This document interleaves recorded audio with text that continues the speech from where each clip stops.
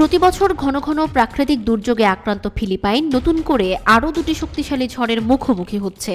সম্প্রতি মাত্র এক মাসেই 5টি ঘূর্ণিঝড় আঘাত এনেছে দেশটিতে, যা ব্যাপক ধ্বংসযজ্ঞ চালিয়েছে। এবার দেশটির উত্তর পূর্বাঞ্চলে ধেয়ে আসছে সুপার টাইফুন উসাগি এবং ক্রান্তীয় ঝড় ম্যান-ই। বৃহস্পতিবার ফিলিপাইনের কাগায়ান প্রদেশে সুপার টাইফুন উসাগি আছড়ে পড়ার আগেই প্রশাসন হাজার হাজার মানুষকে সরিয়ে নিতে শুরু করেছে। সরকারি তথ্য অনুযায়ী কাগায়ান প্রদেশ থেকে প্রায় 24,000 মানুষকে নিরাপদ স্থানে সরিয়ে নেওয়া হয়েছে এবং তাদের সহায়তায় জরুরি ত্রাণ ব্যবস্থা প্রস্তুত রাখা হয়েছে।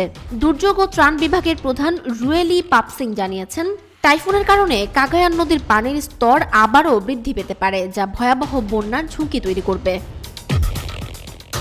উসাগি ছাড়াও ক্রান্তীয় ঝড় ম্যান-ই দেশটির কেন্দ্রীয় অংশে শনিবার আঘাত হানতে পারে বলে পূর্বাভাস দেওয়া হয়েছে। কেন্দ্রীয় প্রদেশগুলোতে ঝড়ের প্রভাব এড়াতে পরিবহন মন্ত্রণালয় ইতোমধ্যেই সব স্থলপথের ভ্রমণ নিষিদ্ধ ঘোষণা করেছে। গত অক্টোবরে ফিলিপাইনের আরও দুটি টাইফুন ট্রামি ও কংগ্রে আঘাত হানে, যাতে 159 জন নিহত ও 22 জন নিখোঁজ হয়।